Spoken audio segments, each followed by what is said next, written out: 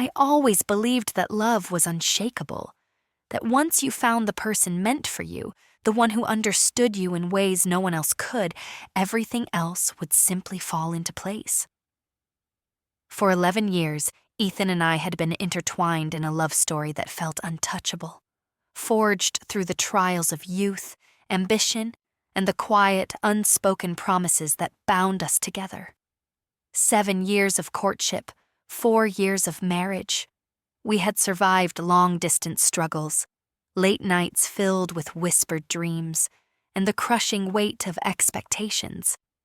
He had always been my partner in crime, my anchor in the chaos. But now, staring out the window into the dark abyss of the early morning, I realized I had been holding on to an illusion. The weight of my suspicions pressed heavily against my chest, a suffocating pressure that I couldn't ignore. The house was eerily silent, save for the rhythmic ticking of the clock on the wall. I could hear Ethan's slow, steady breathing from the bedroom, his presence in our bed feeling more like an echo of the past than a reality of the present. A knot of unease twisted in my stomach as I recalled the way he had laughed just hours ago, so effortlessly, so carelessly, his phone glowing in the dim light of our dinner table. I had asked him then, my voice deceptively light, "Who keeps making you smile like that?"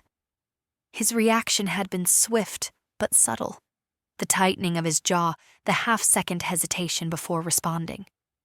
"Work. Just the usual nonsense from the project team." A plausible excuse. A simple, harmless explanation.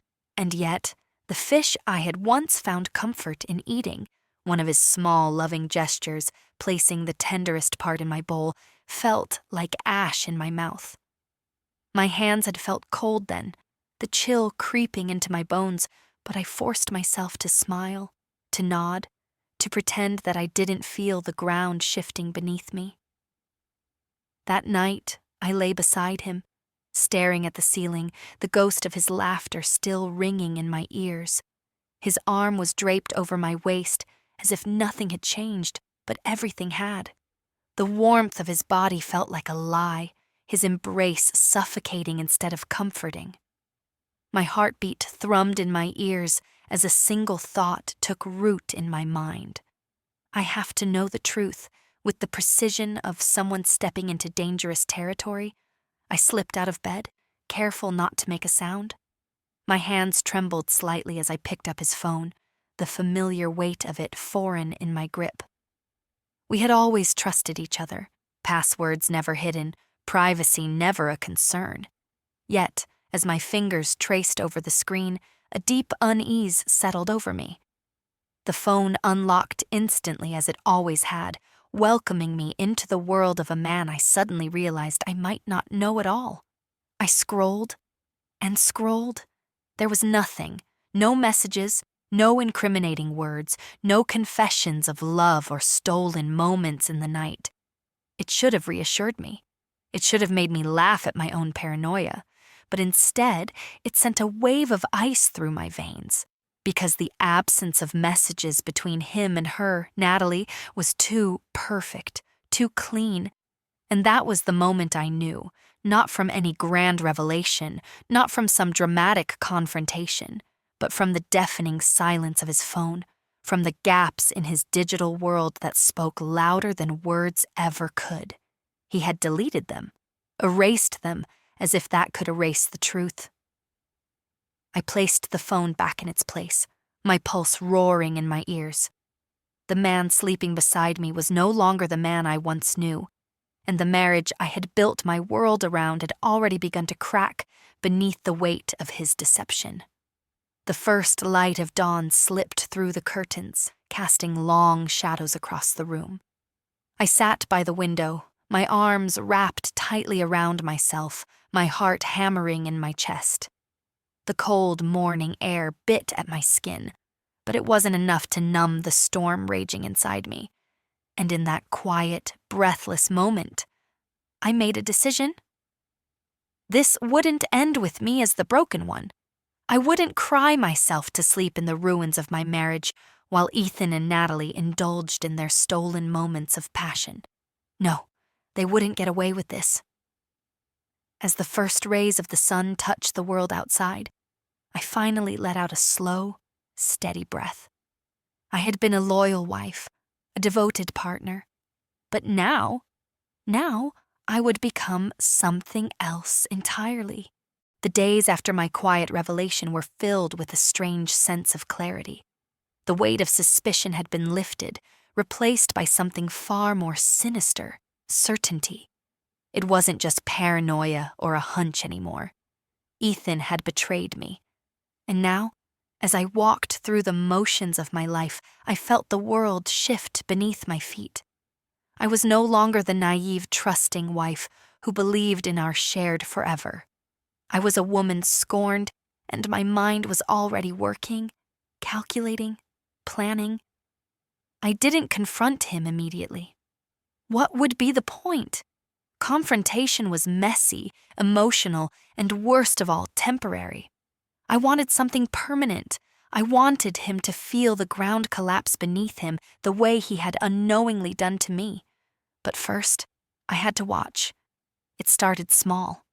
A casual glance at his phone screen when he thought I wasn't looking, the way his grip tightened around it, the flicker of tension in his expression when a message came through, the forced nonchalance in his voice whenever I asked about work. He thought he was careful, but I knew him too well. I began monitoring his routine, noting every inconsistency, every deviation. The late-night meetings that always left him refreshed rather than exhausted. The business trips that coincidentally aligned with Natalie's social media updates about weekend getaways. It was laughable how predictable he had become, how easy it was to follow the breadcrumbs he thought he had so cleverly hidden.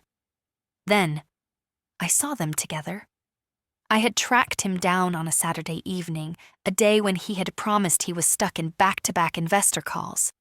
Instead, I found him in a dimly lit restaurant, leaning toward her, his hand resting over hers, his eyes holding the same warmth he once reserved only for me. The sight didn't break me. It solidified me.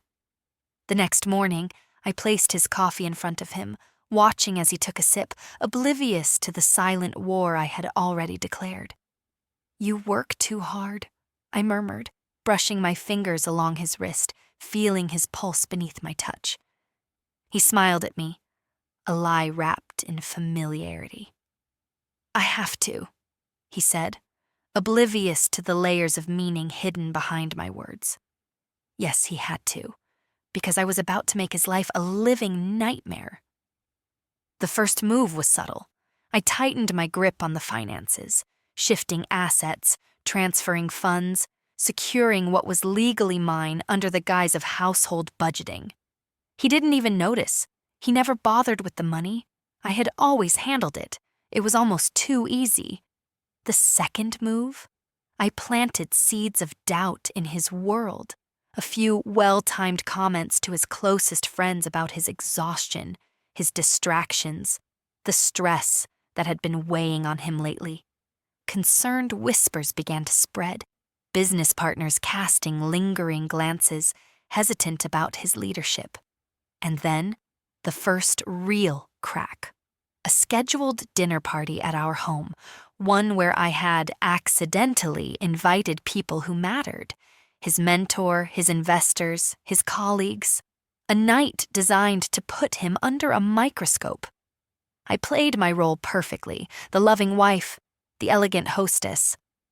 But when Natalie's name was casually mentioned in conversation, the room tensed, eyes darting toward him with curiosity, judgment.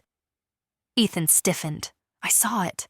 The flicker of panic in his eyes, the way his grip tightened around his glass, the forced smile that cracked ever so slightly.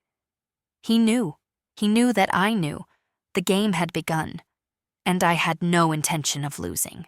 Ethan thought he was clever. He thought his carefully constructed web of deceit would never catch up to him. He was wrong. I had been pulling at the threads of his life one by one, watching as his world slowly started to unravel. And now, it was time to tighten the noose. The night after our dinner party, I lay awake, staring at the ceiling, listening to his steady breathing beside me. He thought he had survived the evening, but I had seen it, the flicker of fear in his eyes when Natalie's name was mentioned, the way his hand trembled slightly when he set down his glass. He knew he was losing control, and soon he would have no control left. The next morning, I acted as though nothing had changed. I kissed him on the cheek before he left for work, made his coffee just the way he liked it, smiled at him like the devoted wife he thought I still was. Let him think he still had me fooled. But behind the scenes, I was orchestrating his destruction. I had already begun liquidating our shared assets, funneling money into accounts he had no access to. By the time he realized, it would be too late. His once flourishing company, the empire he had spent years building, was teetering on the edge of collapse. His investors were losing confidence, whispers of financial instability spreading like wildfire. It only took a few subtle nudges in the right places, concerned business partners, well-placed rumors, to make his foundation crack. Then came Natalie. She had been living in her bubble of stolen affection, oblivious to the storm that was about to hit her. I made sure she felt the consequences of her choices. It started with an anonymous tip to her university, proof of her affair with a married man, photos, receipts, timestamps of her rendezvous with Ethan. The institution prided itself on its ethical code, and she had shattered it. The disciplinary board wasted no time. The next day, Natalie found herself expelled, her future crumbling beneath her feet. I knew the moment she called Ethan. His face went pale as he stared at his phone, gripping it so tightly his knuckles turned white. She was his perfect little escape, his fresh start. And now, she was a liability. He rushed out of the house that night, claiming an urgent meeting, but I knew where he was going. To her, I followed. From across the street, I watched them argue outside her tiny apartment. Natalie was crying, gesturing wildly, shoving her phone in his face. She was desperate. She had lost everything, and she wanted Ethan to fix it. But Ethan? He was panicked, looking over his shoulder, running his hands through his hair. He was unraveling. The man who once held himself with such effortless confidence now looked small, pathetic. Natalie grabbed his arm, but he yanked away, his voice sharp, angry. He wasn't going to save her. He was saving himself. I turned away, satisfied. Let them destroy each other. Back home, I set the final piece in place. The company's board had been growing restless, and with my carefully timed leaks of financial mismanagement, they had begun looking for someone to blame. It was only a matter of time before they turned on Ethan, and they did. The very next day, Ethan walked into his office, expecting another ordinary morning, and walked out hours later with a box in his hands, terminated. His name erased from the company he built. I watched it all unfold through the security feeds, sipping my wine, feeling the weight of victory settle in my chest. I had won, but Ethan's suffering was just beginning. Ethan was drowning, and I made sure he had no life raft to hold on to. The moment the company turned against him, the walls began caving in. He had always walked with an air of invincibility, believing he could charm, manipulate, or power his way through any problem. But now, he had no power left.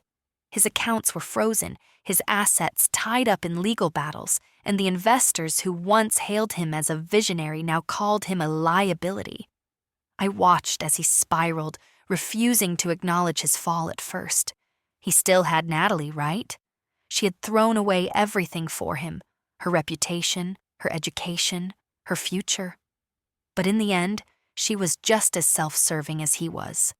The moment she realized Ethan could no longer provide her with the life she wanted, she turned on him. It started with her messages flooding his phone, demands disguised as desperate pleas. "You promised me, Ethan. You said you would take care of me. Then came the accusations. You let this happen. You should have protected me. And finally, the threats. If I go down, I'm taking you with me. I knew Natalie would crumble. She wasn't built to withstand adversity, and when she realized there was no way forward, she did the only thing she knew. She lashed out. The news spread like wildfire. An anonymous source leaked proof of Ethan's affair, company funds used for personal expenses, illicit transactions buried beneath the surface. The story was everywhere, from tabloids to financial columns. His name was dragged through the mud, his reputation irreparably stained. And then, the final blow. A knock at the door came late one evening. Ethan, disheveled, his once pristine suit crumpled, his eyes hollowed from exhaustion, stood in the dim light of the hallway. He didn't try to charm me this time. There were no smooth words, no empty smiles, just silence. I let him inside, watching as he sat on the couch, the same couch where he had once lied to my face, promising me love and loyalty while betraying me with another woman. He exhaled shakily, rubbing his face, the weight of his ruin pressing against his skin. I lost everything, Eve. His voice was hoarse, raw, with the kind of pain he had never known before. Good. I remained standing, arms crossed, waiting. You were right about everything, he admitted, his voice barely above a whisper. Now he saw, now, when it was too late. I should have never. His voice trailed off, lost in the what-ifs, the possibilities that could never be. He looked up at me then, his eyes pleading. Pathetic. I don't want a divorce. I laughed, a real bitter laugh that echoed through the quiet room. After everything, he thought he could come back, that he could undo the damage, rewrite history. You don't get to choose that anymore, Ethan. His jaw clenched, desperation flickering in his gaze. He was unraveling. I can fix this, he insisted. We can fix this. There is no we anymore, I said coldly. You threw that away the moment you chose her. He sat there, frozen, as the reality of it all crashed down on him. His hands trembled as he gripped his knees, his head bowing as if he could no longer bear the weight of himself. I don't have anywhere to go, he admitted, voice breaking. I tilted my head, feigning curiosity. And whose fault is that? Tears welled in his eyes, but I felt nothing. No sympathy, no nostalgia, just satisfaction. Goodbye, Ethan, I whispered, and then I walked away. The weight of my revenge should have satisfied me. I had taken everything from Ethan, his company, his wealth, his reputation, and even his dignity. He was left with nothing but the ruins of his choices yet, as I stood by the window that overlooked the city skyline, watching the rain patter softly against the glass. A strange emptiness lingered in my chest. What now? It had been months since I last saw Ethan, since the night I shut the door on him and ended everything we once were. The divorce was finalized swiftly. He didn't fight it, perhaps because he knew there was nothing left to fight for. He moved into a cheap, run-down apartment on the outskirts of the city, a far cry from the lavish penthouse we once shared. He had lost his investors, his credibility, and with it, any chance of rebuilding his empire. Natalie was gone too. The girl who once played the part of his adoring mistress had abandoned him when the money dried up. It didn't take long. When she realized there were no more extravagant gifts, no more secret rendezvous at luxury resorts, she left without a word. She was never there for him. She was there for the illusion of power he once had. Now, Ethan had no one. Perhaps that's why I felt this strange sense of unease when I received a call from an unknown number late one evening.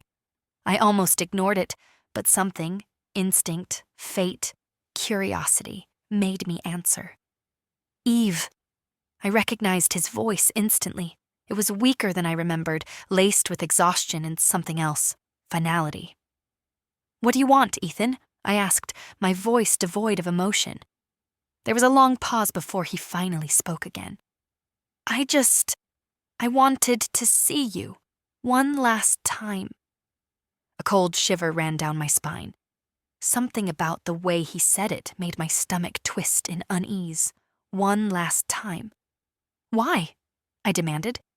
He hesitated, and for a moment, I thought he would hang up.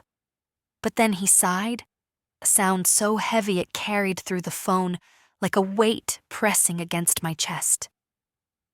"Because I need you to know, I never stopped loving you, Eve, even when I was selfish, even when I ruined everything.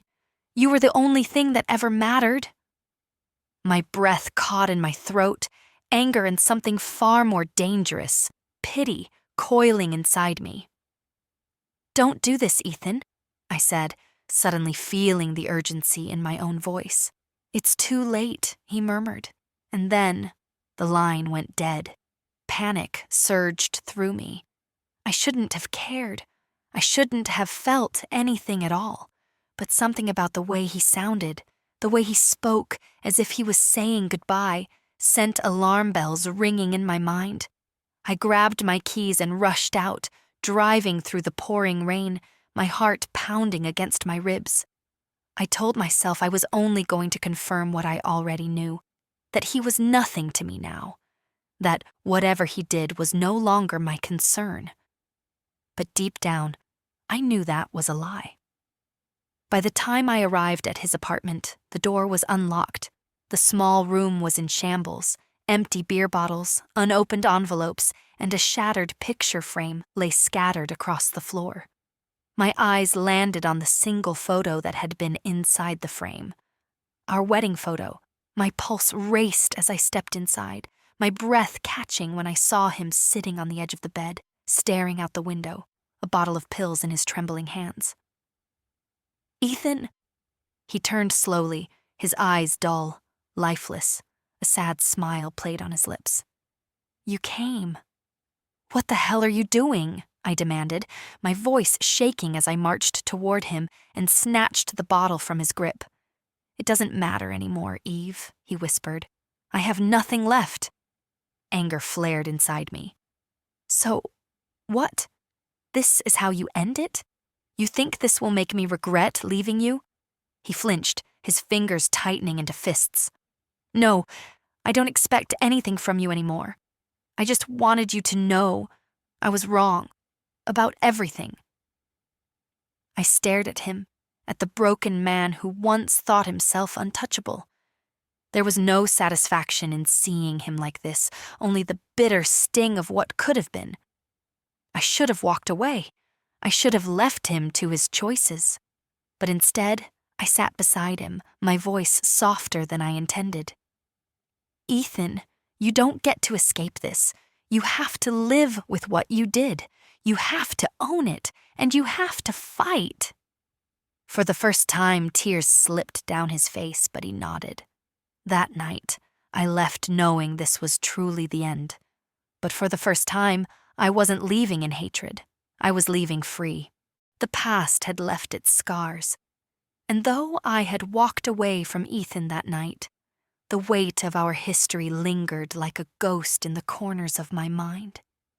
The world moved on, as it always did, indifferent to the wreckage of our past. I had built my empire from the ruins of our marriage, forged success from the ashes of betrayal.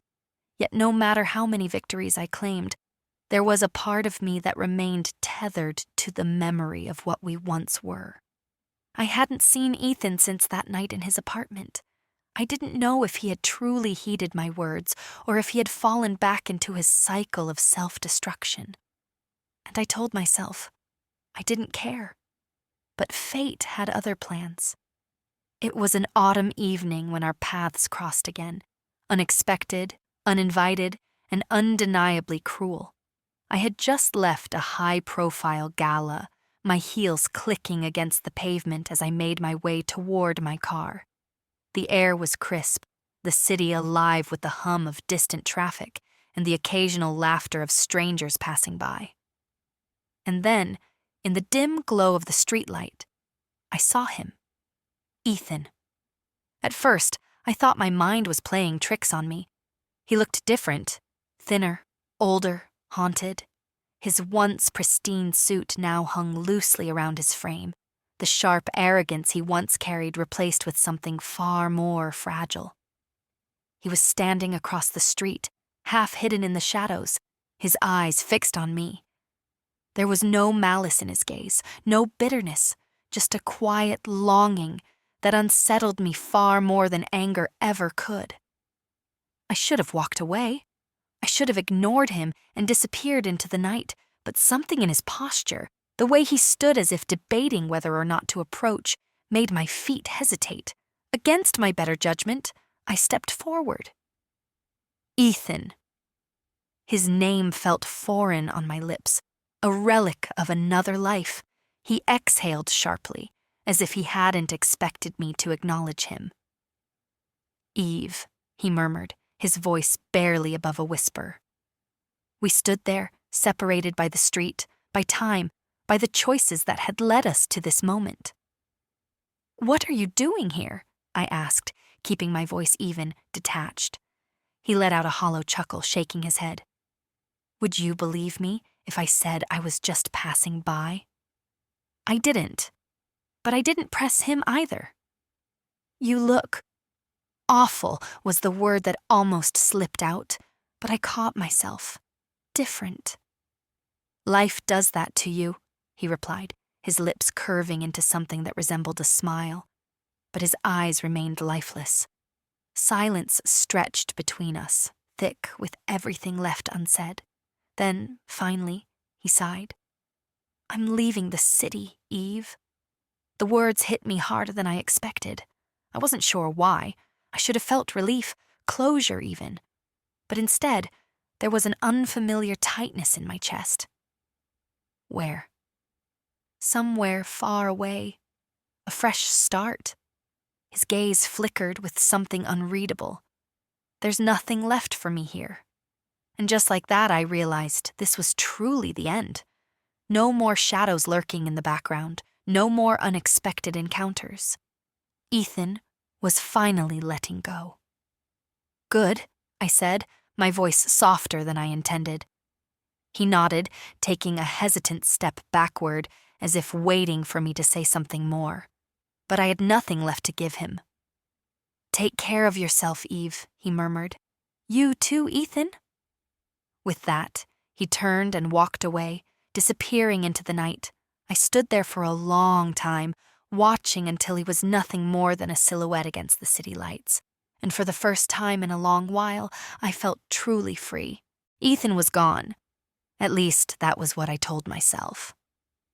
The night of our final encounter replayed in my mind over and over again, his hollow smile, the weary slump of his shoulders, the emptiness in his voice.